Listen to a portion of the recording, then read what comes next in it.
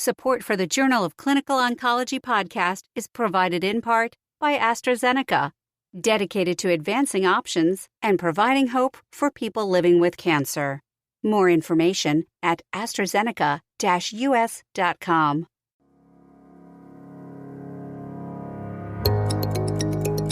Hello and welcome to JCO Precision Oncology Conversations, where we bring you engaging conversations with authors of clinically relevant and highly significant JCO articles. I'm your host, Dr. Rafi Nakash, social media editor for JCO Precision Oncology and assistant professor at the OU Stephenson Cancer Center. Today, we are thrilled to be joined by Dr. Bryson Katona, director of Gastrointestinal Cancer Genetics Program and assistant professor of medicine at the University of Pennsylvania Abramson Cancer Center, and also lead author of the JCO Precision Oncology article, Outcomes of the IMMray PanCan-d DTM test in high-risk individuals undergoing pancreatic surveillance, Pragmatic data and lessons learned. At the time of this recording, our guest disclosures will be linked in the transcript. One of the other unique things about this article is that this will be a concurrent podium presentation at the 2023 CGA-IDC Meeting, and also concurrent publication in JCO Precision Oncology. Bryson, welcome to our podcast, and thank you for joining us today. Thank you so much for the invitation. I'm looking forward to discussing the findings of our recent study. So one of the unique things about this topic or this publication is surveillance, which we often talk about a lot in lung cancer, breast cancer, colorectal cancer, but not so much in pancreas cancer. For a listener who might be a community oncologist or for a trainee out there, a fellow who may not be as specialized in cancer genetics, what are the kinds of individuals that you would screen for pancreas cancer? What are the high-risk populations where there's a decent pretest probability that you could catch something early? And what are the implications of catching something early in people with pancreas cancer?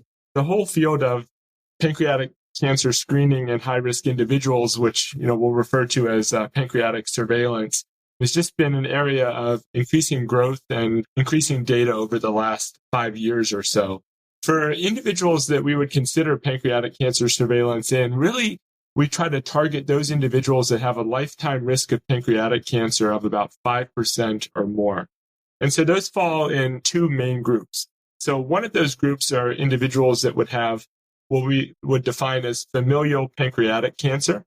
That's where there's a very strong family history of pancreatic cancer without a known genetic susceptibility. And so by strong family history, what we typically refer to as having two members of that family with pancreatic cancer. And those two members of the family have to be directly related to one another. And your patient would then have to be directly related to one of those individuals. So say your patient has a father and a brother, or a mother and a maternal grandfather. Those would kind of fit the criteria. The other big group of patients that we consider doing pancreatic cancer surveillance in are those with genetic susceptibility to pancreatic cancer. And this can come in multiple different forms. So more of the common cancer risk syndromes, such as Lynch syndrome, and carriers of a BRCA1 or BRCA2 mutation. Typically in the presence of one family member with pancreatic cancer, those individuals could be eligible for surveillance. But there are other rarer syndromes as well, such as carriers of an ATM or PALB2 mutation, individuals with Voigt-Jager's syndrome, or hereditary pancreatitis as well. My understanding of these mutations is they have to be germline in these individuals. Could you shed a little more light on germline mutations, what they are, how potentially to recognize them? Because in the current setup, at least most patients with advanced cancer get next-generation sequencing, which is not the same as germline testing. So for somebody who sees these reports, I do early-phase clinical trials primarily and do a lot of sequencing, find a lot of interesting things which lead to germline testing in individuals. Could you shed some light on the differences between NGS testing and germline testing, since you do this day in and day out, and in what scenarios would you test for germline things that could lead to downstream implications for individuals? Oftentimes a point of some confusion or uncertainty. And so, when we think about germline testing, basically we're looking for gene mutations that are going to be present in every cell throughout the body. When patients who have a tumor undergo somatic sequencing of that tumor, of course, we expect to find lots of gene mutations in the cancer itself. But then typically if there is a mutation in all cells in the body, or i.e. a germline mutation, that mutation will oftentimes be picked up in the cancer as well. And so I think when you're looking at somatic sequencing reports, sometimes some of these mutations that you see in there in cancer predisposition genes, may not be a cancer-specific gene mutation, but may be germline and may merit kind of more additional testing. That's always one way that we can identify individuals that if one of these gene mutations is picked up on the somatic sequencing, they can get referred. Now, if we think about the population who may not have cancer yet, but may have a strong family history, in those cases, those individuals are typically getting referred directly for germline testing since they don't have any tumor or anything like that has been tested. So that also is another opportunity, where ideally we would identify all these gene mutations in the ideal world, just because we, of course, like to know about these before an individual actually does develop cancer. I think the important point you brought out is, doing this before the individual develops cancer is a huge opportunity for us in the cancer field to improve outcomes. For certain cancers, as you pointed out in your paper, like pancreas cancer, survival outcomes in the later stages are not that great, and we haven't had any significant breakthroughs in treatments. Could you tell us a little bit more about how pancreas cancer screening could help change some of those aspects where you could see an opportunity where individuals who get screened timely, diagnosed timely, could also benefit in the long term? For pancreatic cancer, really we know that if it can be detected at stage 1, that's really our only opportunity to meaningfully intervene and impact survival. And so when we talk about screening for pancreas cancer, basically our goal is that we either want to find very high-risk lesions that are, almost at the stage of cancer, or potentially stage 1 pancreatic adenocarcinomas.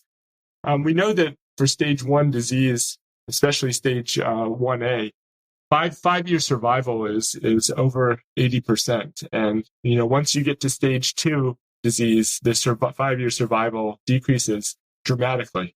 And so I think that if we're going to screen patients, really our goal should be to detect these cancers at the stage 1, where there's an opportunity for surgical intervention. Even stage 2 pancreatic cancers, or any that are not surgically resectable, our ability to cure these patients essentially evaporates. And so really screening should be done to detect things at a time when we can surgically intervene.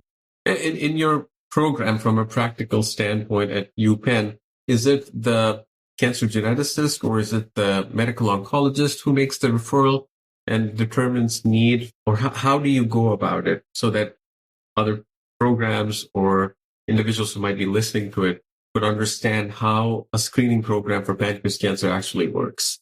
I pretty much serve as the referral point for all of our pancreatic cancer early detection studies. We have a great collaborative group here, and a lot of our oncologists who may be following these carriers with genetic susceptibility, oftentimes they will, if the patient is very convinced and wanting to go forward with screening, the oncologist will just order the screening tests themselves. And then me and my team will enroll individuals in studies once they come in for screening. So patients who are interested in screening oftentimes will come in for a full office appointment to really discuss the pros and the cons of screening and decide if this is something that they want to pursue themselves.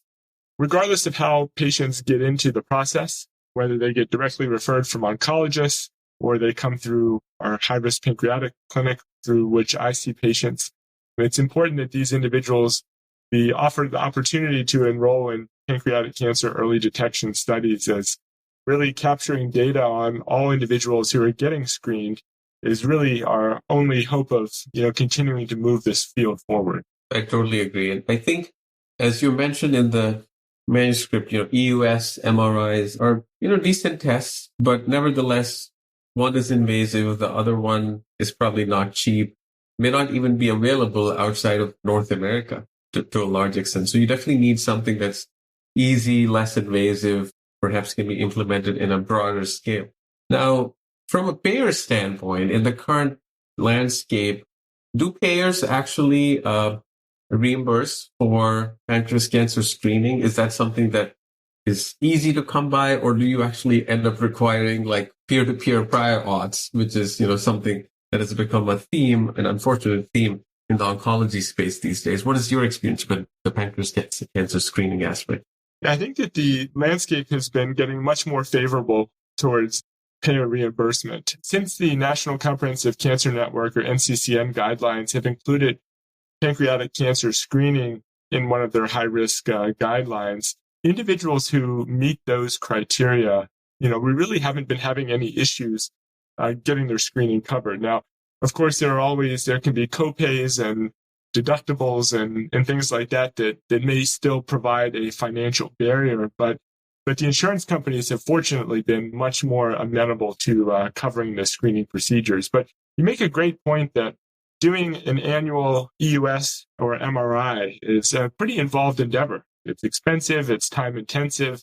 And in the pancreatic cancer screening space, what the studies have shown is that you probably have to screen 100 or a little bit over 100 individuals in order to find a high-risk lesion. So you end up doing a lot of screening to identify, a very small minority of individuals who will develop a high-risk lesion. And I think that's important as well, because even in these high-risk populations, pancreatic cancer is still not an incredibly common cancer. It's still diagnosed at a fairly low rate. So any individual who is undergoing screening, I think, they have to be ready to embark on a long journey where they're sticking to this annually. But in the majority of cases, we will not identify a high-risk lesion.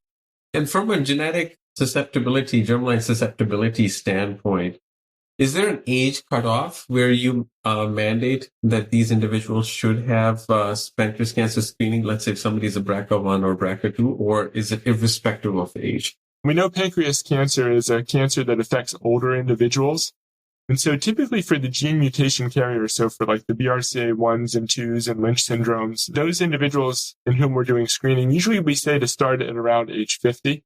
50 may still be a little bit on the early side. And the only reason we would ever consider starting earlier than 50 was if there was a very young pancreatic cancer in the family. One of the more difficult discussions to have with patients is when should they stop screening? And we don't have a really great answer for that.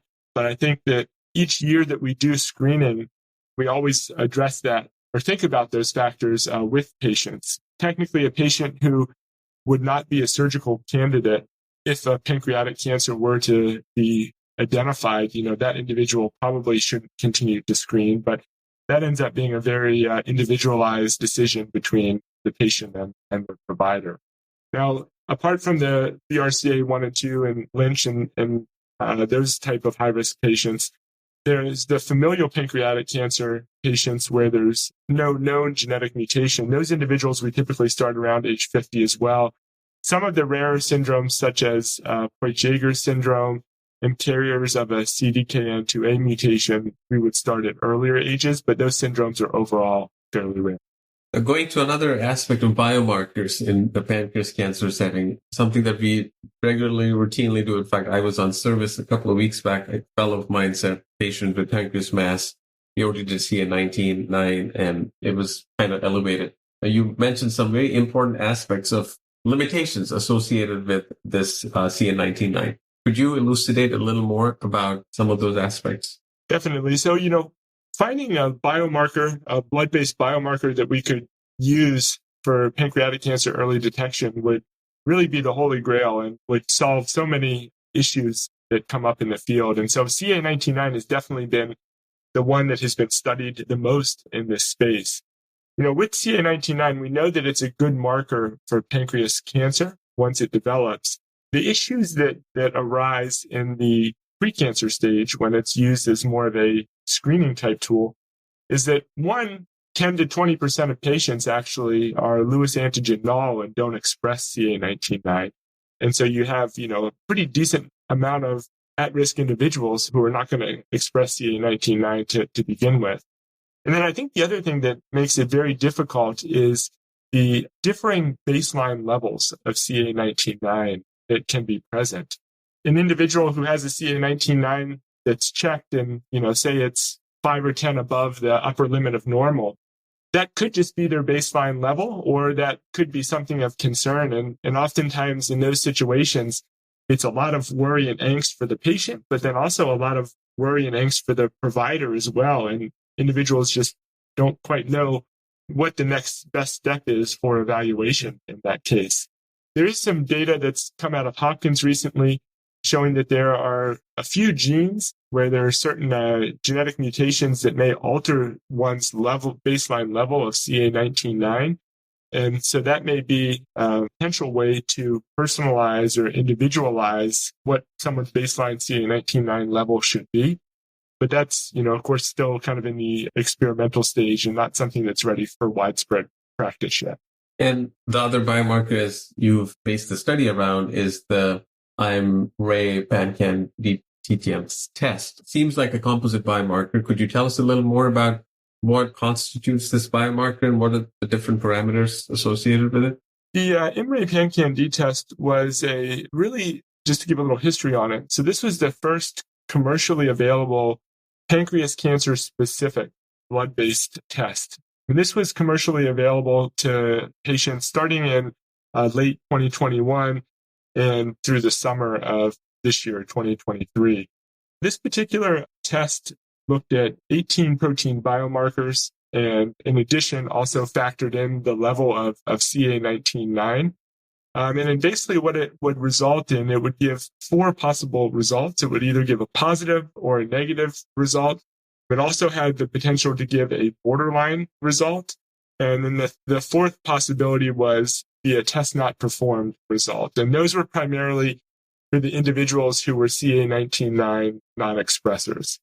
And so, again, this was really the first commercially available pancreas screening blood-based test that was available.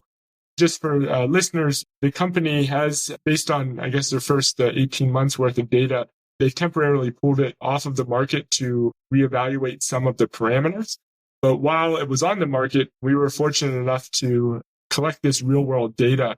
And I think that the data that we collected through this study really allowed us to learn some really important lessons about how a pancreas-specific blood-based biomarker, how it should work, and what are some important components of this biomarker that really need to be addressed in future versions of this test, but then also in future blood-based pancreatic cancer biomarkers that are developed down the road as well. Bryson, can you tell us a little bit about the inclusion, exclusion for this study, the kind of individuals that you incorporated in the study, and then we can go on to some of the results summary. Yeah, so for this study, what we did was we ran an IMMray PanCan-d test on individuals who were coming in for their regular pancreatic cancer surveillance. So these were high-risk individuals, lifetime risk of pancreatic cancer of 5% or higher, who were already enrolled in a surveillance program. And so we had baseline imaging of their pancreas.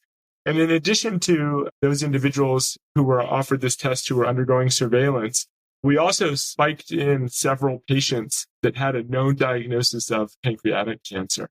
And this was done such that the company was blinded to the results of who had a known diagnosis of pancreatic cancer.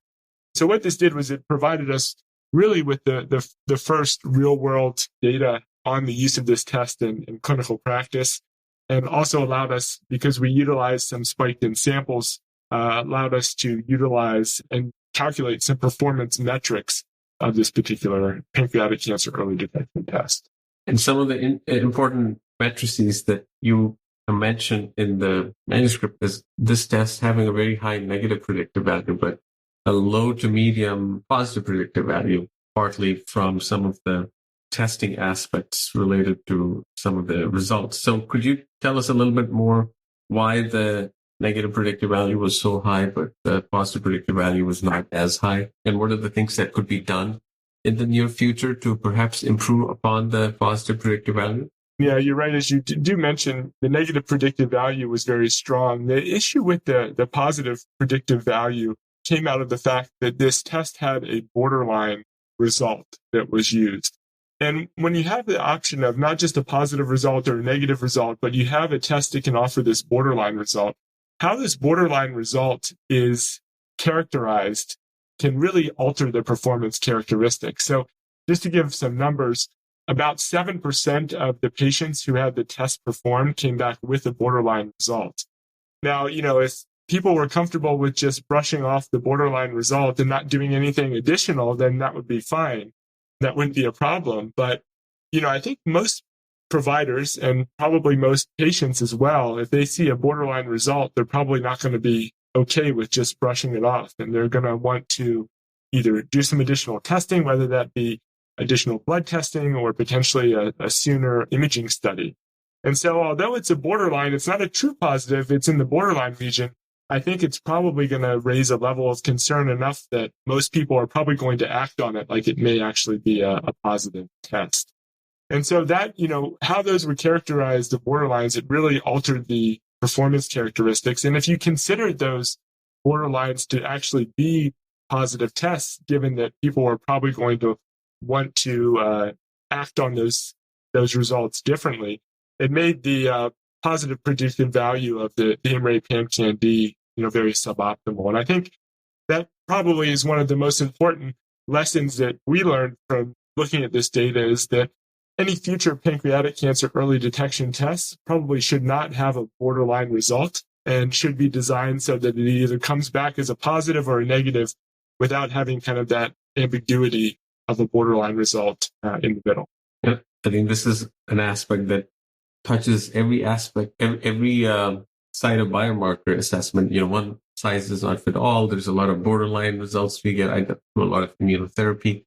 Of course, immunotherapy biomarkers is a huge thing. And so far, we have not been able to narrow down something that is just one sole marker. Now, from a pancreas cancer standpoint, I think in your data set, you had a few individuals with IPMNs, a few with pancreas adenocarcinomas, and a couple, I think, with neuroendocrine tumors.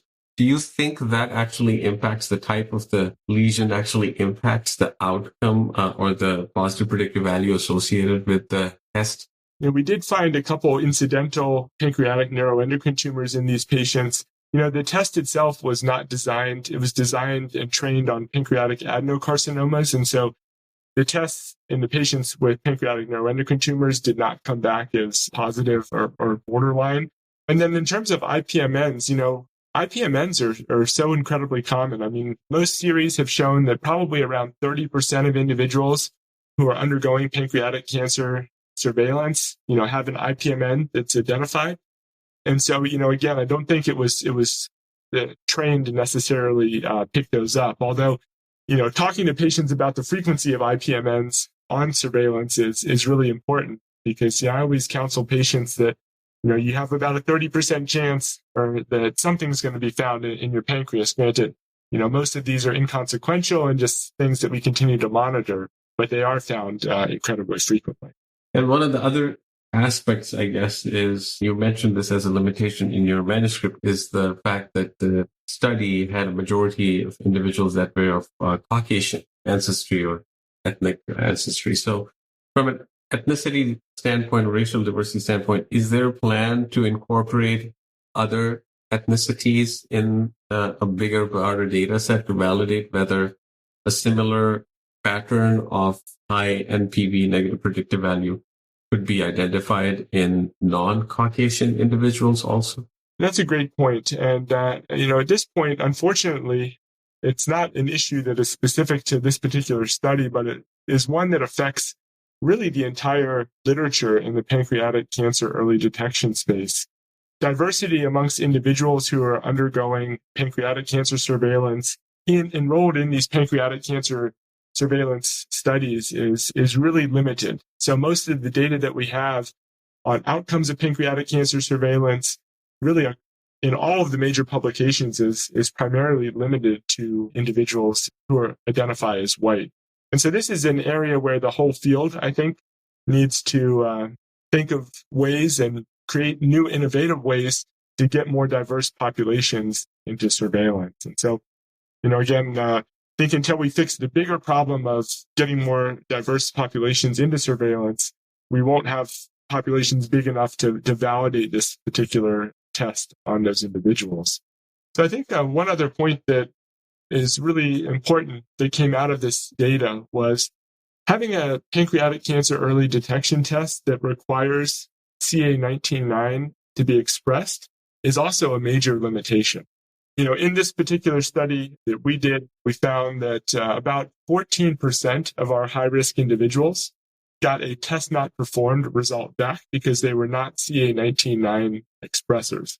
And, with 10 to 20% of the general population not expressing CA-19-9, that really limits the individuals that would potentially be eligible for this type of a test. And so I think, one of the other lessons that we learned from this is that any type of pancreatic cancer early detection test that is developed in the future, I think it ideally needs to be developed such that it can be run regardless of CA-19-9 expression.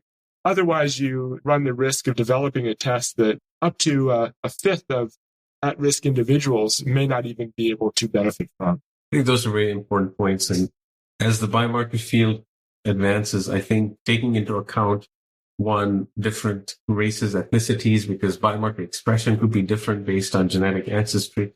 And then taking into account the fact that, for example, for pancreas cancer, as you mentioned, specifically CA-19-9 may not be a universally expressed biomarker. So trying to overcome some of those limitations by designing things that are more universal is probably the way to go. And I guess more to come in this field.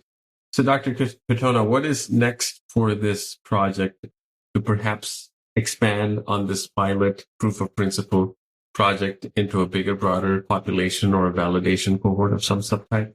Immunovia, who is the company that developed the IMMray PanCan-d test, they're working to retool this test to hopefully release a second generation test in the near future. And I think that the hope will be that the second generation test will not have some of the issues such as dependence on CA-19-9 and use of a borderline result that this first version had. So, we'll certainly be excited to help test and validate, a second line test once it comes out.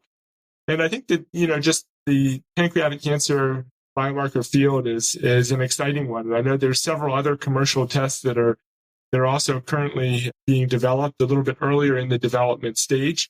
But it's exciting to see so much effort and research being put into this area of just really, really great need.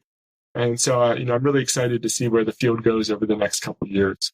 A couple of quick questions about yourself. Tell us a little bit about your journey, what led you into this specific field, and how have things gone for you as an early career investigator in the last several years? Well, great. Yeah, I'm a physician scientist. So, I see high-risk individuals in the clinic. I have a basic science lab, and I run a lot of clinical research and early detection studies. Really, I knew I was interested in digestive cancers very early on. And as a gastroenterologist, I found that, I could probably have the most impact in the early detection space. And so ever since I was a fellow, this has been kind of my area of interest and expertise.